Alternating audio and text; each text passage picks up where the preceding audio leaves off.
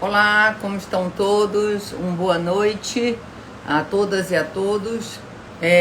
Hoje nós estamos em mais um Arquitetura do Planejamento em Pauta, mas agora começando a série do tomo 2, né?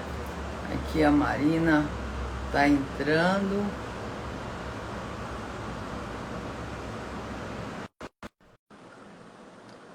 Vamos cumprimentando. Cecília. Oi, Marina. Olá, Tudo boa bom? tarde, tudo Boa tarde, bem? como é que você tá? Tudo Tudo jóia? jóia. Ah, que bom. Primeiro, te agradecer muito a sua disponibilidade, de estar aqui tirando uma horinha aí para a gente conversar sobre esse tema tão importante atualmente.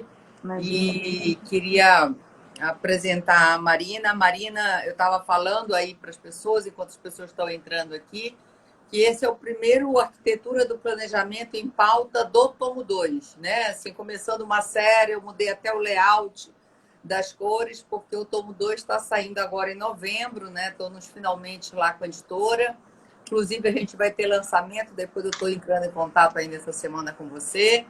E avisar o pessoal que vai chegar uma obra maravilhosa, para as pessoas não confundirem que nós temos esse Arquitetura do Planejamento, que é em verde, mas vai vir um em azul, são 40 artigos, está uma obra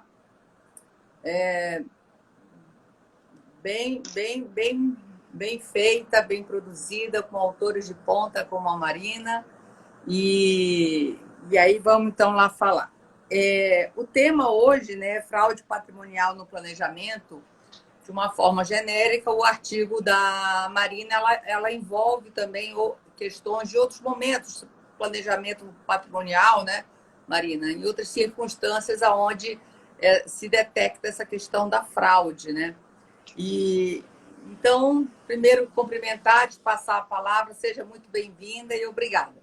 Muito obrigada. Eu que agradeço o convite, não só por essa live, mas também por participar desse livro, que realmente é uma obra que é muito rica, não só pelos autores, mas também pelo conteúdo e por tudo que envolve o planejamento sucessório, mas como também a fraude. Eu peço desculpas pela minha voz, estou rouca, não estou com Covid, graças a Deus, um pouco de gripe, mas vou me esforçar aqui para que vocês me entendam bem, né?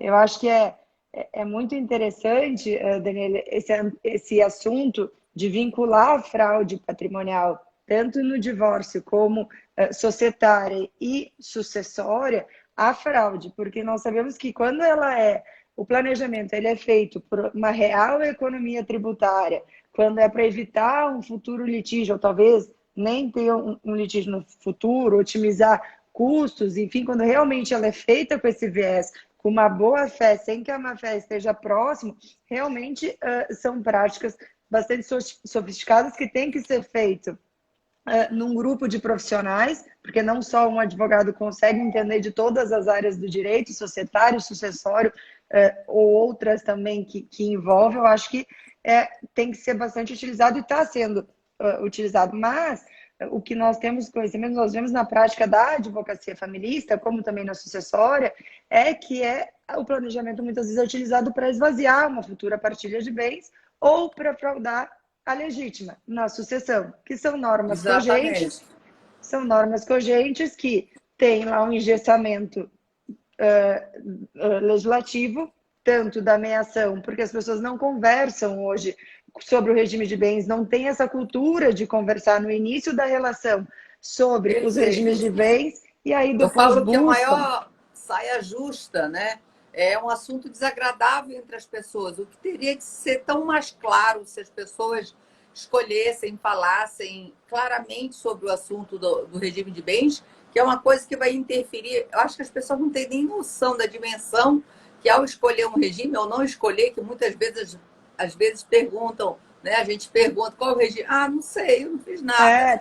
E as pessoas realmente não conversam, e eu sempre que eu estou em roda de amigos ou em qualquer evento, eu sempre falo da necessidade dessa conversa, porque as pessoas não têm noção do mínimo, que uma separação total o outro vir herdeiro no caso da morte. As pessoas ficam até assustadas com esse tipo de comentário. Então, realmente, os regimes de bens eles foram feitos no passado, numa realidade que não é a nossa. Hoje, talvez um ou outro regime de bens, que nós temos 4 no Brasil, não é suficiente para aquele casal, não se encaixa naquela realidade, e é preciso ficar claro que esses regimes eles podem ser misturados, eles podem ser adaptados para cada necessidade, por exemplo, fazer uma comunhão parcial de bens, excluir empresas que eventualmente os cônjuges podem formar, ou os companheiros durante a união estável, para evitar lá na frente a necessidade dessa fraude.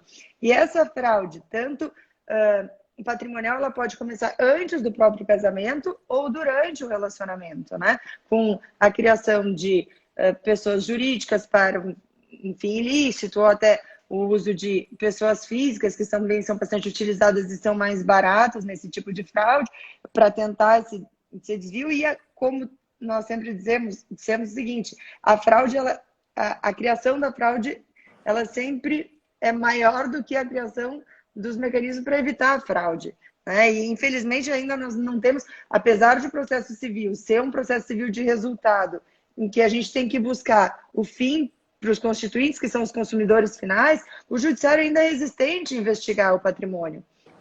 Muitas vezes vem com a desculpa de que tem sigilo bancário, tem sigilo fiscal, ou porque o bem está registrado em nome de terceiro que não faz parte do processo, né? Tem essa resistência de pesquisar. Então, eu acho que, além de sempre incentivar a pesquisa do patrimônio e auxílio do juiz nessa pesquisa patrimonial, também uma forma de tentar coibir a fraude, né? E a forma de coibir a fraude seria punindo esse fraudador, para que outros que estiverem na eminência de fraudar não façam, com o receio que tenha de ter uma punição que já existe no Código Civil, e que eu defendo, que eu escrevi na minha dissertação de mestrado, e eu falo sempre que... Foi publicada, Marina? Ela foi publicada, eu tenho que rever, e como a gente sempre tenta melhorar, a gente nunca termina, né? Dizem que dissertação de mestrado a gente não entrega, a gente se livra. Agora eu tô fazendo... falei que na pandemia, a pandemia está se estendendo mais do que o necessário, eu ainda não terminei, mas eu prometo que eu vou tomar cuidado com relação a isso, para publicar. Tema tão importante. O professor Rolf ontem me procurou, Daniele, quando vai sair, que eu estou precisando citar a obra e tal, aí eu falei que é o teu artigo, falou, né? Isso. Aí eu disse, não, professor, eu acho que até semana que vem eu tenho a diagramação, e aí eu posso falar qual é as folhas do livro direitinho e tal. Mas muito bonitinho. Ele me cobrou, porque eu escrevo uma parte dos ofícios do oficiamento, que eu vou falar para vocês um pouco mais no início, mas antes, só, Daniela, eu queria expor assim, como é que usam essa fraude, né? Quais são as fraudes mais conhecidas? É evidente que eu não poderia falar todas, porque eu nem tenho conhecimento, mas... as mais comuns e que nós estamos acostumados e vemos mais é a questão do mau uso de uma pessoa jurídica. A constituição de uma pessoa jurídica, seja antes do casamento ou antes do início da união estável. Eu estou com um processo que eu estou trabalhando, que a minha cliente começou a união estável 2 meses depois do início da união, mas é evidente que cresceu a empresa durante o relacionamento, durante 30 anos de relacionamento. E essa partilha tem que ser feita e tem que ser levada em consideração. Mas como essa empresa, 1 mês antes do início da união, o judiciário tem esse entendimento de que uma empresa anterior não pode ser dividida. Mas muitas vezes essa empresa é feita com o intuito de fraudar. Ou a empresa é feita também em nome de terceiros, para que seja esvaziado. E por que é feito esse esvaziamento patrimonial? Porque tem o artigo 978 do Código Civil, ele permite o cônjuge empresário a vender sem que tenha autorização do outro, né? Então, tem um esvaziamento, coloca todos os bens nessa empresa e depois acaba frustrando a ameação daquele que teria direito no final. E além disso, outro tipo de fraude que é bastante comum, tem fraudes societárias que podem ser feitas pela alteração do tipo societário. Uma sociedade ela pode ser mudada do tipo societário por uma simples anotação, uma alteração contratual, no que aquele cônjuge que não tem conhecimento ele não tem conhecimento, ele não tem acesso, ele não precisa dar sua autorização. Então, isso pode ser feito. E o que é muito utilizado é a alteração da limitada, de uma empresa limitada, para uma SA, Sociedade Anônima de Capital Fechado. Fechado. E por ser fechada, essa permissão lá do artigo 20 da lei das SAs, ela pode ser feita essa mudança, não tem os nomes dos sócios, acaba tendo uma dificuldade de informações e também tornam as cotas inócuas, porque só aquelas pessoas que são sócias que têm interesse de comprar, já que não está sendo fiscalizada pela CVM, como é uma SA aberta. Né? Aí deixa eu te perguntar, Marina, algumas perguntas, eu abri uma caixinha, né, de perguntas, e algumas você já está até falando, que é exatamente isso, né? Quais as fraudes. Agora, dois pontos que eu acho que é importante esclarecer as pessoas, às vezes, porque nós estamos falando de planejamento, mas é importante fazer essa distinção de planejamento patrimonial e planejamento sucessório, né? Lógico que o patrimonial pode ser só para a questão patrimonial, sem envolver questões de sucessão. Agora, não tem como a gente fazer um planejamento sucessório sem fazer um planejamento patrimonial, né? Você é obrigada a fazer. E também a gente, ao falar em planejamento, várias coisas que você foi falando, a gente, infelizmente, vê que isso muito ocorre e deixa as mulheres muito vulneráveis, né? Porque, na grande maioria, eu sei que a nossa Constituição tem igualdade, mas a gente vive numa sociedade totalmente machista, né? Hoje o dia está em boom em função daquela decisão do Rio Grande do Sul, de Santa Catarina, né?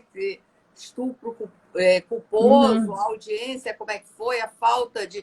as mídias aí, até o ministro do STF se posicionando, porque o que eu acho quando você fala das dificuldades, porque existe uma questão estrutural, inclusive do jurídico, da estrutura jurídica, de não facilitar, ou de entender que isso é normal, Então, assim, além de todo, às vezes, os percalços, os problemas financeiros, não tem como não contextualizar essa questão que muito, até exatamente por conhecimento, quantas fraudes a gente não vê, que também vem em função de casamentos mais longos, onde a mulher nem trabalhava, nem estava inserida no mercado de trabalho.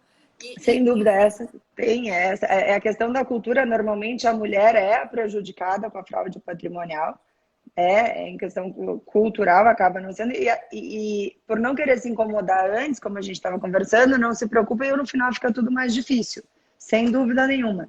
E eu acho que há, sim, por parte dos juízes, do judiciário, uma falta,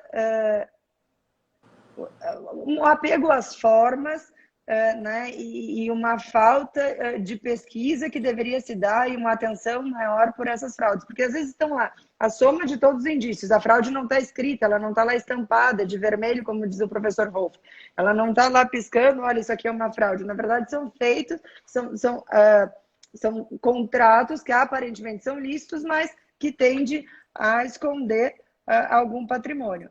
Então, quando há essa soma de indícios, nome, eu estou trabalhando num processo agora em que o ex-marido da minha cliente, ele desativou a empresa dele, mas fez uma outra nova, com porque outro aí, nome, quem usando tem o a mesmo força caminho. de trabalho, o know-how é ele, e aí claro. faz até a divisão equalitária, mas o capital, a força de trabalho é dele, que é ele que tem ali esse conhecimento, sim, vai desviando a finalidade.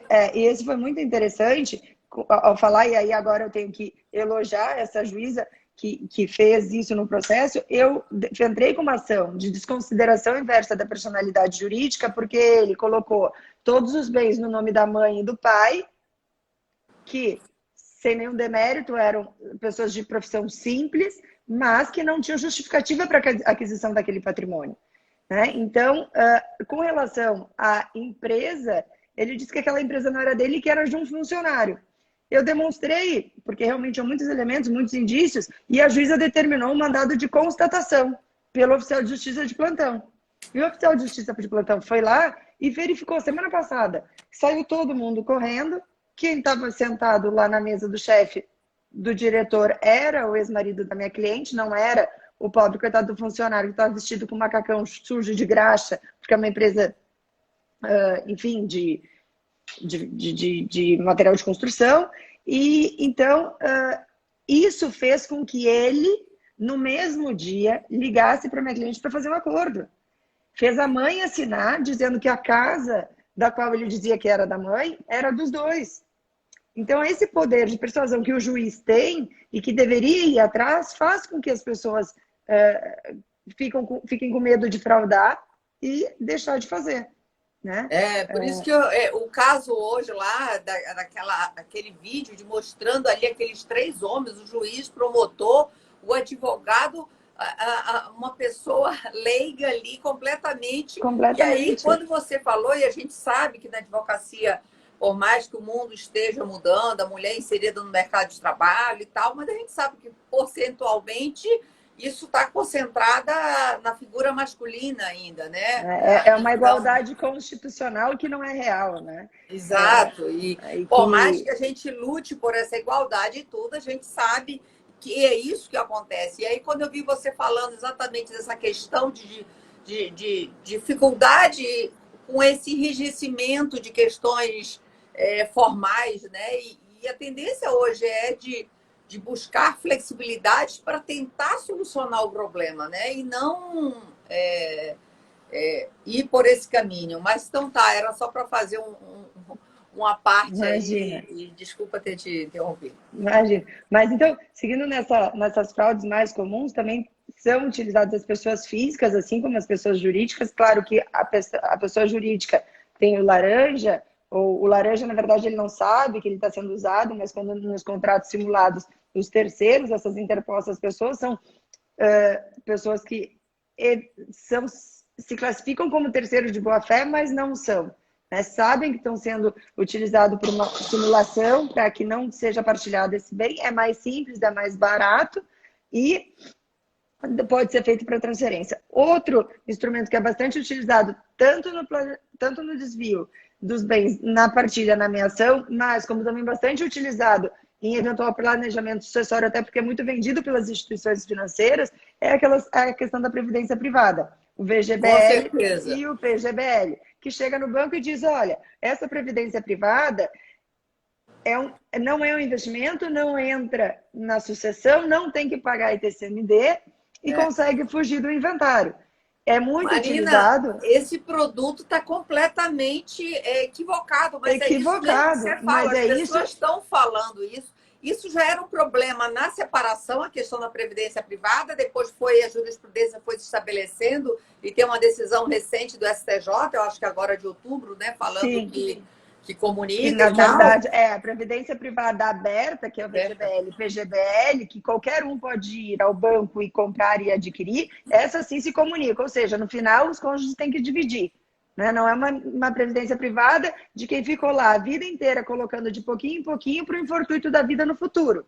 Né? Que essa aí tem que caracterizar um investimento ou um pecúlio, ou a natureza de pecúlio realmente não participa. Mas o que não tem discussão, Daniele, são as previdências fechadas, aquela previdência de aquela empresa que o funcionário obrigatoriamente tem que participar. Essa não partilha e não configura a fraude, claro que... porque tem a fechada não. Mas a aberta, ela é vendida de uma forma que não entra no inventário, que não paga a tributação, e a questão da tributação, isso vai variar de estado para estado em função das leis, que o TCMD, cada estado, como diz o professor Daniel Bucar, nós temos quase que uma sucessão estadual, já que em função, os 27 estados têm autonomia e tem variáveis diferentes, isenções diferentes, tetos diferentes, então é toda uma complexidade. Em alguns estados, a VGBL não é taxada, mas a PGBL se fala também, você até tem a liquidez de receber, mas vai aquele valor entrar no montante do inventário ou não? Se vai ser considerado, ser considerado um investimento ou não, se vai caracterizar, e aí a natureza deste valor, desses ativos que vai incidir ou não a tributação, se vai entrar no inventário. E também tem essas novas figuras que tu deve conhecer, que é da Seguro de Vida, que é da Prudential, da MetLife, que eles prometem que não aparece o nome do beneficiário. Ou seja, isso também seria uma forma de fraudar uma eventual meação.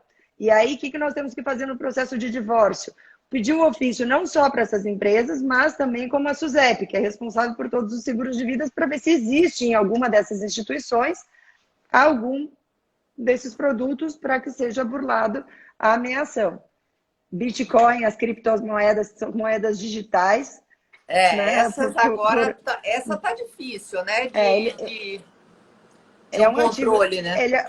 é um ativo semelhante ao ouro, né? Porque o usuário ele não é identificado, mas também tem que ter esse controle pelo Banco Central, que agora, como é um produto novo que está vindo essa fiscalização, e outro que é muito comum, um tipo de fraude, quando às vésperas da partilha, um dos cônjuges cria um falso endividamento, né? Para dívidas para outras pessoas e dívidas que, na verdade, não existem. Então, realmente, se o uso do planejamento patrimonial e sucessório, societário, for feito com um fim lícito, realmente para aquele que ele se propõe, tem que ser usado. Mas os profissionais que são consultados têm que tomar todo o cuidado para que isso não seja uma fraude ou também não seja feito em desacordo com as leis do direito de família e sucessório, que ao final não vai ter aquele benefício pretendido, que não é nada barato, porque realmente é um trabalho bastante grandioso dos profissionais, né? Então, acho que sempre tem que tomar o cuidado necessário, porque muitos profissionais, nós sabemos também, né, Daniela, vendem como uma blindagem do patrimônio. E isso que eu também ia falar, assim, porque eu digo que eu gosto de construir alguns preconceitos que se tem com planejamento sucessório. Primeiro, que é como se fosse fraude, né? Numa live com o professor Rolf, a primeira live dessa série do Arquitetura foi com ele, e ele dizendo, Daniele, fraude existe, tem lei, vai ter a questão da fraude. E planejar, as pessoas acham que planejar é isso, é blindagem patrimonial, que é para fraudar a legítima né, ou esvaziar o patrimônio. Isso é fraude, isso não é planejamento sucessório. Exato. Acho que primeiro tem que fazer essa distinção. Quem está você, quando a gente fala em trabalhos, e-mails, e algum desses instrumentos que a gente sabe que são utilizados, daqui dos mais comuns, é tanto a holding, as empresas societárias, os tipos societários, a previdência privada, muito. Você vê sinônimo de previdência privada hoje em pesquisa de jurisprudência como fraude, que é um planejamento sucessório e visando a fraude. Quer dizer, vai ficando essa imagem pejorativa a uma questão que é uma organização patrimonial visando a sua sucessão, né? Quer dizer, separar os elementos. Fraudes pode, como um dia desse, numa live também com a Milena Donato sobre trust, ela dizendo, gente, falam como se trust fosse para fraudar. Trust tem todas as vantagens dele, as flexibilizações, maior versatilidade, maior agilidade do que alguns outros institutos que nós temos similares que poderiam estar fazendo a função de um trust, que nós não temos no Brasil. Sim. Mas por quê? Fica aquela forma pejorativa. O meu dinheiro não é meu, é do trust. Aí você vê escândalos de corrupção. Então, uma coisa é uma organização patrimonial, tem, e a outra coisa é fraude. Fraude vai existir em vários tipos de negócios jurídicos, né? Então, é verdade. Eu acho que também tem muito essa questão também da simulação, né? Muito formas de essa simulação que você fala, não só com laranja, mas que aí, olha só, a gente tem que estar antevendo tantas coisas, né? Quer dizer, buscar da SUSEP, você tem que fazer levantamentos quando tem suspeitas de situações como essa, né? Acho que as pessoas realmente não querem ver algumas coisas durante o casamento e, ao final, depois, né, temos todos tem que fazer todo esse esforço para encontrar o patrimônio. E logo, eu acho interessante, assim, nos processos de divórcio, eu sempre aconselho que, claro, quando tem indício de fraude, de esvaziamento, de dissipação do patrimônio, que seja feito o arrolamento de bens e tem que demonstrar desde o início essa chance de dissipação, de esvaziamento e pedir o bloqueio dos bens. Porque se não forem bloqueados os bens, o bem arrolado ele pode ser vendido se for de fácil dissipação. Eu participei de um processo onde eu entrei depois de 20 anos de tramitação, na qual havia um patrimônio enorme que foi arrolado, mas não foi bloqueado. O juiz reconheceu o direito à partilha da metade dos bens, mas no momento de efetivar a partilha, não tinha bem nenhum. Então, ela tinha direito a 50%, mas não tinha direito a 50% de nada, porque não tinha sido bloqueado. Né? Então, é um cuidado que tem que ficar bastante atento. Aí, né, Marina, também eu falo que a questão da expertise de uma advogada de família, de estar trabalhando com advogados de sucessão, que sabe algumas nuances que acontecem. Eu digo que é similar ao papel do psicólogo, que eu acho que o ritual de separação, de fim de casamento, são muito similares, né? Às vezes, sim, a gente leigamente reconhece em outras pessoas, imagina um estudioso daquele, né? Sabe as fases, até, por exemplo... Aliás, um psicólogo é sempre um bom aliado. Eu canso de enviar meus clientes ao psicólogo, eu indico, até brinco com a minha psicóloga que eu vou colocar um elevador lá, que eu vou mandar para a parte para fazer as pessoas conseguirem enxergar o que está acontecendo, que tem essa dificuldade com essa venda dos olhos do fim do relacionamento. Esse ambiente de ódio não permite, ou até faz com que as pessoas fraudem para dizer, melhor, eu prefiro não ficar com nada do que ter que dividir. Né? Esse raciocínio... Entram em brigas também que vai ocorrendo de lapidação e tudo. Eu acho que o importante também falar assim, que temos esses remédios, né? Mas que você falou uma palavra bem no início, má fé, né? Quando se tem a má fé, e aí é a intenção sim de fraudar, primeiro, fazer essa distinção que não é um planejamento e que, infelizmente, a criatividade das pessoas são imensas e muita vulnerabilidade, eu acho, na parte societária, né? Eu acho que sim. A parte societária, um dia desse eu dando aula, acho que no Nordeste, era em Fortaleza, antes ainda, né? Quando podia estar tendo aula presencial. E uma advogada de família disse, ai, Daniele, quando... não deixa o cliente entrar em holding e tal, porque fica numa vulnerabilidade. A gente ainda está num período, Marina, que a gente pega, eu acho isso só daqui talvez uns 15 anos, que você está vendo muitos casamentos de 30 anos de casados, 35, se desfazendo, e que essa mulher aos 50, 60 anos não consegue se inserir no mercado de trabalho, né? Não, então, ela está numa fase de transição, é diferente. Então, assim, isso vai diminuindo, né? Porque conforme a mulher está inserida, está fazendo, produzindo, agregando, trabalhando junto, construindo patrimônio junto, é como se fosse diminuindo essas porcentagens. Mas sem dúvida, fora situações que ficam bem... Tem claro que a mulher participa sendo ativamente na empresa, sendo em casa, cuidando da família e economizando, isso é uma participação que tem um valor muito grande e que no final tem que ser recompensada porque a partilha, a aquisição do patrimônio é durante o casamento, né? Então, pela escolha do regime de bens, quando há a comunicação.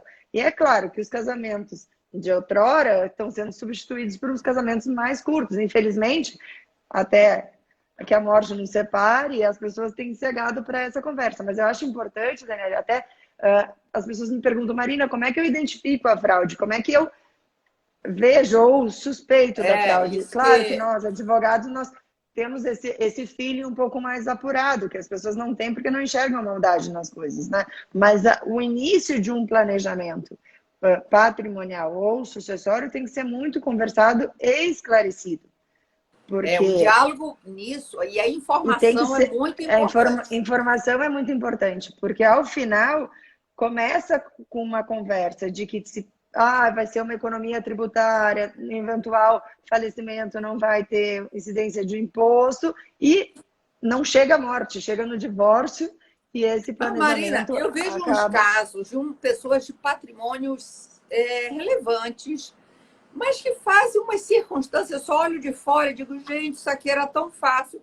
São pessoas que vivem divorciadas, por questões de empresas, divorciadas, mas moram e sócios, moram juntos, têm vida totalmente pública juntos, só divorciaram no papel para poder ter as sociedades ali. Eu digo, gente, isso aqui é tão fácil de mostrar que isso não Mas existe, esse divórcio. mas na verdade, depois, durante os processos que nós temos de partilha, é bastante trabalhoso para tentar recuperar. Né? Claro que nós temos a figura da desconsideração inversa da personalidade jurídica, que antes era uma tese do Dr. Rolfo Madalena e hoje virou um artigo de lei. Está lá no artigo 133, 137 do Código de Processo Civil, é uma desconsideração que as pessoas falam o seguinte, mas o meu marido, ou minha ex-mulher, ou minha ex-companheira colocou tudo no nome daquela empresa. É claro que a gente consegue desconstituir essa empresa se for feito de modo ilícito para trazer para dentro do casamento, para trazer para dentro da partilha essa divisão. E esse pedido de desconsideração inversa da personalidade jurídica, ele é feito um processo à parte do processo de partilha. É sempre importante fazer, porque eu já tive a experiência antes do Código de Processo de fazer um pedido dentro do processo de partilha. O juiz reconheceu que uma casa em Maresias não era da empresa, mas sim do casal, por mais que estivesse registrado em nome da pessoa jurídica.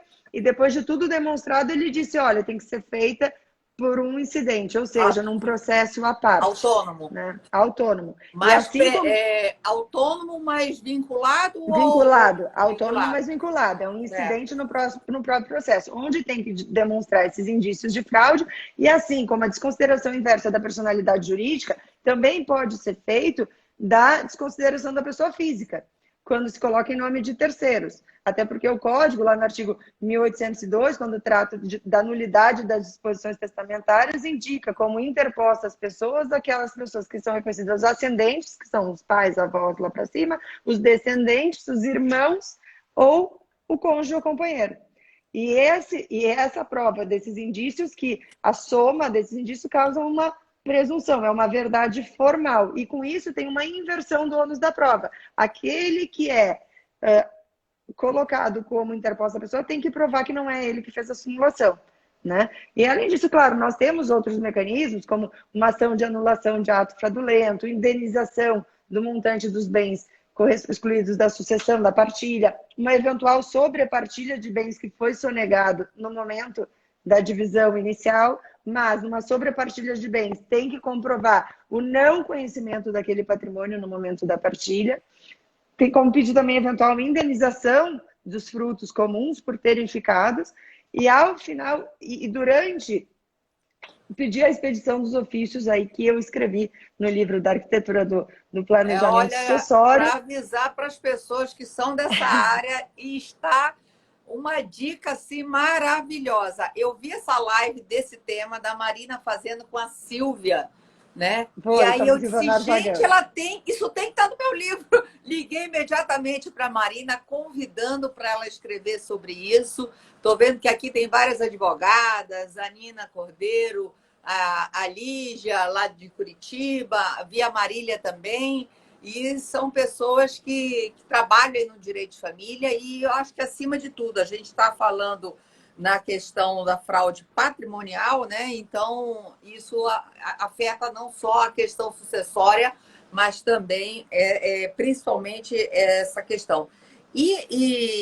Então, a gente já viu que, né, quais as fraudes mais frequentes. A gente vê que a questão societária é muito utilizada, né?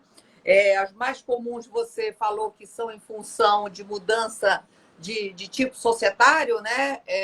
Muitas tipo vezes. Societário, a criação de empresas para esse fim, né? Para holding, para esvaziar o patrimônio, ou até o mesmo uso de pessoas físicas, como para os laranjas, né? Os laranjas, os cítricos, como também o uso de previdência privada, endividamento patrimonial, enfim.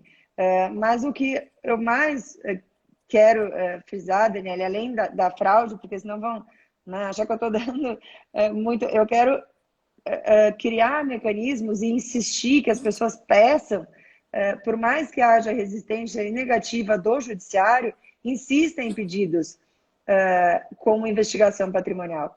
Né? Nós temos lá a figura do SIMBA, que é um sistema de investigação de movimentação bancária, que ela foi criada para combate ao crime lá na Lava Jato e utilizado também na Justiça Federal como na Justiça trabalhista, que os juízes estaduais diziam o seguinte: o juiz estadual não tem acesso. Mas, bom, não é porque não tem acesso que eu vou impedir o meu requerimento. Então, que peça que tem esse acesso, que mande, que tenha alguma iniciativa para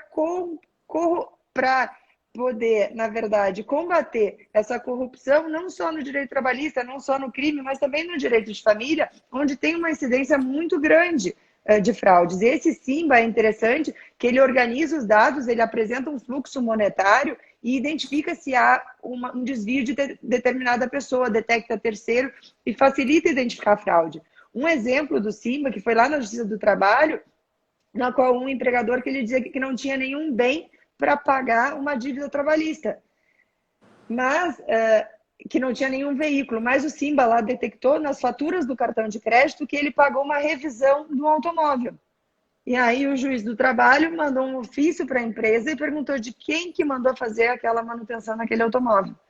E aí também fizeram a apreensão, então, onde tem um cruzamento de informações, como tem no CCS, que é o Cadastro de Clientes do Sistema Financeiro Nacional, né, que é de instituições financeiras de depósito à vista ou quem atua também por procuração. Então, são esses, entre outros, que eu acho que é bastante interessante de ser expedido, porque para essa investigação e essa atuação mais ativa do juiz. Com certeza, mas aí a gente tem, como advogado, primeiro a gente tem que ter a responsabilidade, né, Marina? E aí eu até estou vendo aqui o Márcio falando que, infelizmente, muitas fraudas ou utilizações equivocadas do holding deixa também essa questão pejorativa. Mas a questão da holding, que às vezes a gente chama atenção, a professora Simone Tassinari, é mais em função de realmente se vale a pena o custo financeiro ainda ou não. Aí tem que se ver muito como é constituído aquele patrimônio, qual é o objetivo e assim por diante. Então, agora, com certeza, qualquer instituto, a previdência privada, ela é boa, mas ela está sendo utilizada de forma equivocada, infelizmente, o próprio trust. Ele é excelente. Agora, se tem esse olhar pejorativo. E eu estou vendo aqui algumas advogadas falando que os juízes estaduais não deferem o pedido, Marina. Tá não deferem. De fato, eles não deferem. E eu me prontifiquei a fazer um ofício mais no Tribunal de Justiça de São Paulo, através de algum órgão, fazer um ofício para o presidente do Tribunal de Justiça, para que os juízes estaduais também tenham acesso a esses instrumentos. Né? Porque essa mera justificativa de que eu não tenho acesso, por que o próprio juiz, que um magistrado solicitando, né, tem um maior peso, é uma determinação judicial, que é o Simba, que tem acesso ou que mande as informações. Talvez ele não tenha acesso direto, que nem um Bacenjude, que ele entra lá no computador dele, talvez no futuro isso tenha, mas hoje não tem, então manda oficiar, porque não deixa de ser um órgão. Né? Na França, por exemplo, os juízes já têm um acesso de plano de todo o patrimônio, até para fixar a eventual pensão alimentícia, que é outra demanda que a gente tem bastante dificuldade para ver a possibilidade financeira de quem paga. Nós temos, sim, essas resistências do judiciário.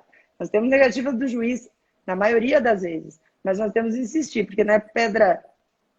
Água mole em pedra dura, tanto bate até que fura, né? Mas essa resistência não só do juiz, mas do judiciário em si, em dificultando o que a gente falou lá um pouquinho. Né? Porque dentro dessas dicas, né, para ter mais conhecimento dos bens ocultos, você indica o SIMBA, né, de fazer o SIMBA, o CCS, o UIF, que é a Unidade de Inteligência Financeira, que é o antigo COAF, né? Também tem a SUSEP, que é a Superintendência de Seguros Privados, a Receita Federal, para também que informe não só o imposto de renda, mas a declaração sobre as operações imobiliárias, que é o DOI. Todas as transações imobiliárias que foram feitas de venda e de compra de imóvel aparecem. Uma questão que eu levanto também, que muitas vezes as pessoas esquecem, os advogados esquecem, é a partilha de milhas para mandar para as companhias aéreas, que milha não deixa de ser um ativo. Agora com os novos bens, né? A gente... novos bens digitalizados, aí você já falou em dois, aí milhares, e falou do Bitcoin, né? Isso, às vezes também tem dificuldade de valorar esses bens, né, Marina? Tem a dificuldade de valoração desse patrimônio, principalmente uma coisa que tem bastante resistência e que dificulta é que eu sempre peço, mas são difíceis às vezes são poucas vezes que eu consigo, é a avaliação patrimonial da empresa durante o processo de divórcio. Eu não quero esperar daqui 2, 3 anos, porque para fazer uma perícia retroativa é muito mais difícil. Até porque a documentação contábil, ela já é de fácil, é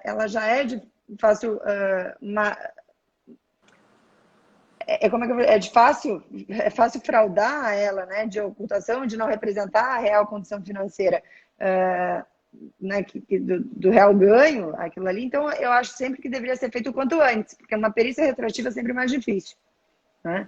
E além dessas, eu não sei se a gente vai deixar um espaço para perguntas aqui, Daniele, mas o que eu falo, além de todas essas pesquisas que nós temos que fazer para identificar o patrimônio quando utilizado indevidamente o planejamento patrimonial sucessório, é que tem que pedir, tanto nas partilhas advindas do divórcio ou dissolução da união estável, a aplicação da pena de sonegados.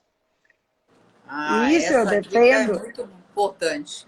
Eu peço porque, na verdade, não é só para combater a fraude em si daquele processo, mas também para combater e ter uma função social, para que realmente as pessoas não fraudem, né? Fiquem com medo, porque o sonegador, depois de todo um processo, ele não tem nenhum prejuízo.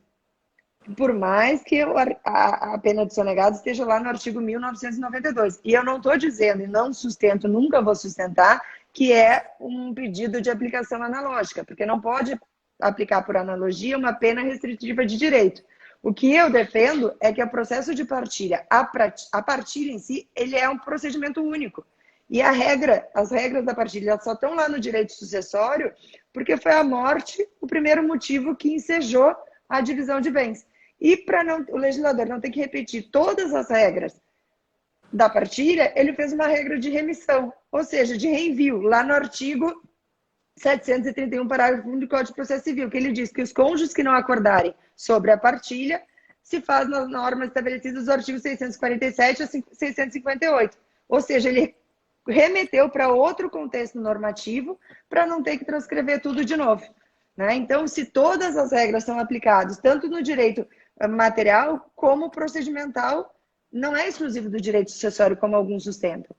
Né? Então, porque tem que ser feito todo o código, todas as leis elas têm que ser interpretadas de uma forma lógica, sistemática e finalística, até dentro de um sistema todo, porque ela não está sozinha no sistema. Né? E também tem que atingir a finalidade da pena de sonegados, que nada mais é manter uma igualdade na partilha de bens e prevenir a fraude. Porque é permitido fazer uma partilha desigual, mas desde que as pessoas estejam de acordo, não por uma fraude. Né? Então, eu acho que esse argumento de que é do direito sucessório, eu acho bastante simplista. E eu fico feliz que já houve determinação, tem um TJ de Santa Catarina, no agravo de instrumento, ele já determinou a apresentação dos bens sob pena de sonegados no processo de divórcio. Foi, é? Você tem aí a decisão? Tenho, é 40.14.280.06 de 2016. 824.0000. Em outros países próximos da gente, aqui como Chile, o espírito é o mesmo. Aliás, lá é mais duro. No Chile, a ocultação dolosa, claro que tem que ter o dolo, dos bens na sociedade conjugal, o fraudador não só perde o direito sobre aquele bem, mas ele tem que restituir em dobro. É o artigo 1768 do Código Chileno, Civil Chileno. Claro, nós temos também o projeto 2452 de 2019, da senadora Soraya Tronic, que ela visa alterar o artigo 1575, que é a aplicação, nada mais é que a aplicação do pena de sonegados no divórcio. Que ele está parado desde maio de 2019 na Comissão de Constituição e Justiça, mas que realmente eu acho que tem que andar e tem que ir para frente, mas os advogados têm que requerer, têm que pedir. E além disso... Tem que ter uma posição bem ativa, provocativa do advogado. Tem. E além disso, eu escrevi um artigo com um advogado criminalista, o doutor Anderson Lopes, que, além de caracterizar a fraude, caracteriza o estelionato. E aquela escusa absolutória do crime, que tem lá no artigo 181 do Código de Processo Penal, ele diz que não é crime na constância conjugal, mas depois da separação de fato, onde terminam todos os deveres, aí pode caracterizar o estelionato e entrar com processo crime. Isso tudo para quê? Para combater a fraude. Eu não quero Com efetivamente certeza. que o ex-marido ou ex-mulher que fraudou vá preso. Eu quero que não haja A esse fraude. esvaziamento patrimonial, né? Que não haja essa fraude. E também a própria Lei Maria da Penha fala de uma violência patrimonial que ela tem que se encaixar como fundamento para acabar com essa, afastar essa imunidade que sempre preserva o fraudador. Né? É, E e eu acho que é só com esse medo de fraudar que essa é a minha sugestão, para que tenha esse efeito pedagógico da aplicação da pena de sonegado nas partilhas, porque é onde mais acontece a partilha, mais acontece fraude no direito de família, realmente é no divórcio, não tanto no inventário. Por quê? Porque lá se aplica a pena de sonegado sem nenhuma discussão. na fraude realmente, mas quando a gente fala, né, dentro dessa organização patrimonial. Eu fiz algumas perguntas que foram feitas, você um pouco que já falou. A Solange, por exemplo, fez uma pergunta de como evitar, detectar e quais os remédios. Então, foi um geral em função da própria palestra. O Rodrigo da Mata e o Glaucio Alvares perguntaram quais os tipos de fraudes mais comuns ou frequentes no planejamento patrimonial também foi abordado. Agora, tem uma aqui que eu achei interessante, do Instituto de Direito Civil, que fala quais os principais erros no planejamento patrimonial que podem ser considerados fraudes. Aí eu acho que quando fala erros, eu acho que assim, às vezes me dá uma sensação até que não houve má fé. Por exemplo, atualmente, o momento da colação, né, que está mudando, Sim. o momento mudou do Código Civil para o Código de Processo, com uma valorização ou desvalorização acentuada de um patrimônio que possa ocorrer, pode haver sem má fé, vamos supor, um adiantamento de herança, e aí vamos dizer, agora com a abertura do inventário, o valor, e isso dificulta no planejamento acessório, você pode até cair numa doação inoficiosa sem a má fé. Né? Quer dizer, eu acho que assim, os erros mais comuns são exatamente esses da doação inoficiosa. Eu tive você concorda? Eu nem sei, porque foi uma pergunta, e aí eu fiquei eu pensando, acho, mas eu acho que então sim. você acha que a Eu doação concordo que a inoficiosa doação inoficiosa e às vezes não, eu já vi testamentos que excluem herdeiros necessários e aí ele não tem validade, né? Esse excesso não respeita a legítima. Já vi profissionais cobrando valores altos de honorários e fizeram testamentos que não teriam uma validade pretendida pelo testador, né? Então, eu acho que esses são os maiores erros. E aconteceu comigo uma consulta de um cliente que eu achei bastante interessante, que foi a seguinte: em vida, o pai fez uma antecipação de legítima e disse: olha, meus filhos, eu estou antecipando a legítima e o que me restou do patrimônio, eu gostaria de usufruir e doar para quem eu bem entender. E os filhos fizeram um atestado, uma certidão, uma declaração de recebimento da legítima. A discussão seria se isso é válido ou não e o momento da colação. Teve uma decisão agora de um testamento, você viu? Que foi considerado... válida. Não, falsificado, né? E aí Sim, a falsificação. A falsificação. Da Apesar de assinatura. dizer a verdade, todos concordavam que era aquela a intenção, mas não houve aquela assinatura, né? Foi não considerado... houve assinatura. Se não houve assinatura... sempre eles levam em conta a vontade do testador, né? Mas se há uma falsidade de assinatura, eu acho que realmente não tem que ser considerado válida. Porque senão Agora, abre uma sobre o porta muito grande. testamento que você falou, seria nulo só o excedente, como uma doação inoficiosa? Mas, por exemplo, teve o caso agora recente do Chico Anísio, né, que foi o testamento inteiro declarado nulo porque um filho não consta um herdeiro necessário. A gente não teve acesso ao testamento, né? Então, assim, a gente não sabe. Mas a notícia, porque às vezes, exatamente por segredo de justiça, a gente não tem acesso, mas eu entenderia que seria o que não É, cumpriu com. eu entendo que seria o excesso, que seria nulo, e para evitar qualquer tipo de discussão, acho que o advogado tem que tomar o cuidado de colocar no testamento, na eventualidade da existência de outro herdeiro, que se mantenha a intenção dele na medida da legítima, né? Respeitada a legítima. Respeitando.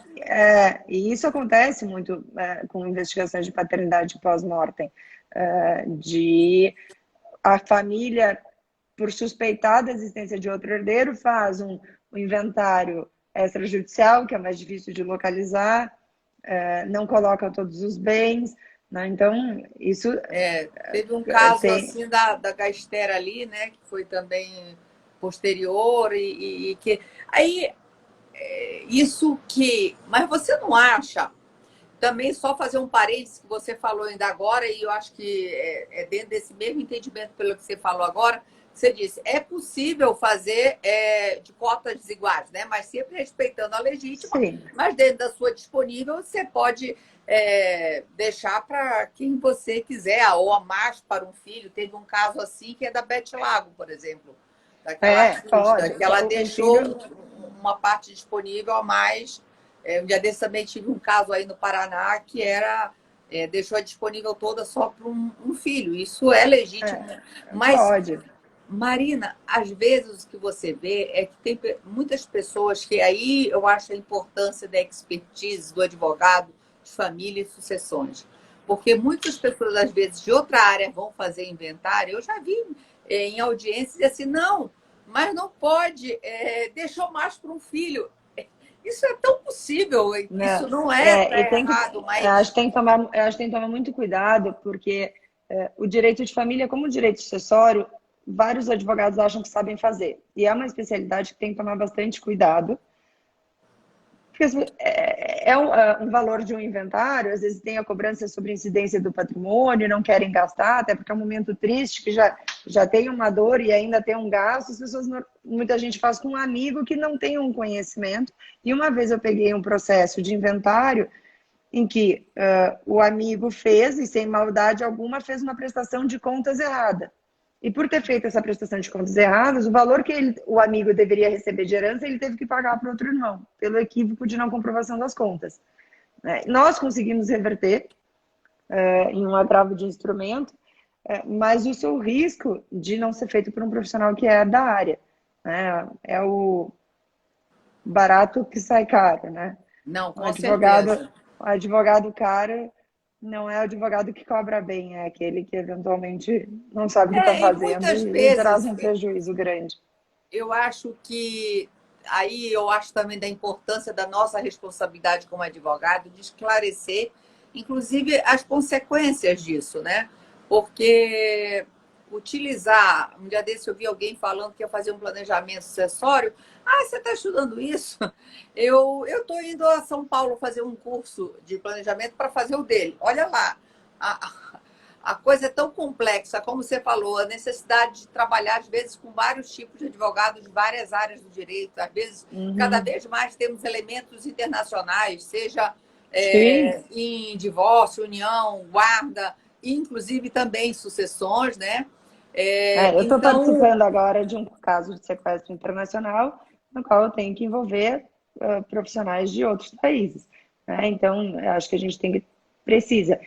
Daniele, veio uma pergunta que eu achei interessante aqui, é advocacia em aqui da cena. Previdência, é isso que eu ia fazer. Isso.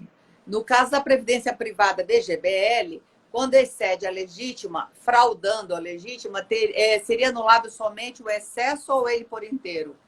Eu Eu, entendo que vai, você fala, vai, o que você entende? Eu acho que por inteiro, porque a característica do VGBL, que é a natureza do VGBL, se é um investimento ou se é pecúlio. É isso que vai entrar em jogo. Aí, sendo de natureza mero investimento, que é o que é o último, é o entendimento recente, incide tanto ITCMD e é inventariado entre as partes. É, eu também, dentro desse entendimento, e eu acho E muito é importante ver como é feito esse aporte, né? A questão da Previdência. Se de repente vem faz uma Previdência de 3 milhões, e outra coisa é sendo feita ao longo. Então, tudo isso tem que estar. Tem uma outra Tem que pergunta aqui, a gente está entrando no final também, tomar cuidado. É possível fazer. O quê? Deixa. Eu entendi, um testamento Extinguido extinguindo a herança companheiro com a concorrente do anuência companheiro. dele, já que ambos estão de acordo, são maiores e não querem receber nada um do outro. Aí é os pactos sucessórios, né? Aí qual é o A teu questão da entendimento? a questão da renúncia, eu sou a favor da renúncia da herança concorrencial. Eu também sou. Eu sou a favor, na mesma linha de entendimento do professor Rolf Madaleno, porque se é concorrente, né, permite não de herdeiros necessários. Eu acho que sim, por serem maiores e capazes, que façam É, sim essa forma expressa. Eu acho que essa é uma mudança de paradigma que vai vir e acredito que seja possível no futuro próximo, né? é. Esse acerto, mas como não é algo que é consolidado, tem que ter neste testamento uma outra alternativa, se não for considerada válida essa renúncia. Isso é importantíssimo. E também eu acho que esclarecer, Luísa, que a doutrina majoritária entende que o negócio é nulo, né? Professor Rolf, professor Mário Delgado, professor Daniel Bucar, professora Maria Xavier, Pedroso Xavier, a professora a Marina também, no caso, mas isso somos minoritários. Normalmente se Sim, considera o entendimento aqui. 426 negócio nulo e que, para ser possível, precisaria de alteração legislativa do 426. Então, eu gosto, apesar de eu defender, eu deixar gosto claro, né? de deixar claro. E o fundamento que é utilizado para permitir é que o Pacto Curvina, que não permite a negociação de herança de pessoa viva, é que a pessoa seria beneficiada com a morte do outro. No caso de renúncia, a pessoa vale mais viva do que morta. Então, o objetivo, né, do Pacto O Curvina é professor evitar que Rolf seja fala beneficiado. em repúdio, né? Exato. A palavra que ele usa é Para repúdio. não ter, para não ter essa Nesse meu discussão. livro, que está até esgotado, Planejamento Sucessório, que é a base da minha tese, lá eu já falava da possibilidade, em 2015 também, da possibilidade da tendência de flexibilização, exatamente vendo aí no mundo ocidental, com as transformações socioeconômicas, dessa tendência por uma maior autonomia no direito das sucessões, né? Sim. Uma maior liberdade também de testar, que são coisas diferentes, mas eu gostei muito dessa sua observação de deixar uma opção B no testamento, caso aquele entendimento não funcione, que é como está sendo feito esse testamento, né? Imagino que Porque sim. se for desse entendimento é assim, se for é dessa outra forma. Marina, nós estamos chegando no final, quero super te agradecer. Perguntaram se eu vou deixar gravada, vou deixar sim. Não só aqui, como no meu canal do YouTube, Daniele Chaves Teixeira, e convidar a todos para participarem do congresso, segundo congresso virtual do Arquitetura do Planejamento Sucessório. Será nos dias 25 e 26 de novembro. Aqui no meu link, na minha bio tem o link do congresso com a programação, eu tenho postado bastante, está uma programação muito boa, apesar de eu ter feito junto com a professora Simone Tassinari o evento em julho, é todo um novo congresso totalmente inédito, novos palestrantes, novos temas, que é exatamente por isso, porque é em cima do tomo 2, e hoje eu começo essa série de lives até dezembro, com autores do tomo 2, e a Marina teve a gentileza e me deixou muito feliz de participar com um artigo que está maravilhoso para os advogados e advogadas aí que militam, trabalham, não deixem de ler e conhecer o artigo dela. E assim Muito que publicar, obrigada. avisa, né, Marina? Pode deixar. Eu agora vou escrever um artigo em homenagem ao meu sogro, o Dr. Cândido Dinamarca, sobre a instrumentalidade do processo no direito de família, nessa linha da investigação patrimonial também. Eu agradeço muito pelo convite, né, por escrever e poder participar. Eu tenho certeza que esse evento, esse novo congresso vai ser inédito e com palestras que enriquecem muito. Eu assisti o anterior e vou estar presente no próximo. Obrigada a todos por participarem e fazer as perguntas aqui da nossa audiência. Tá, joia. Obrigada, Marina. Aqui a Imagina. Lívia dando um beijo para você, para mim, beijo para grande. todos. Viu? Super obrigada. Imagina. Tchau, tchau. Tchau.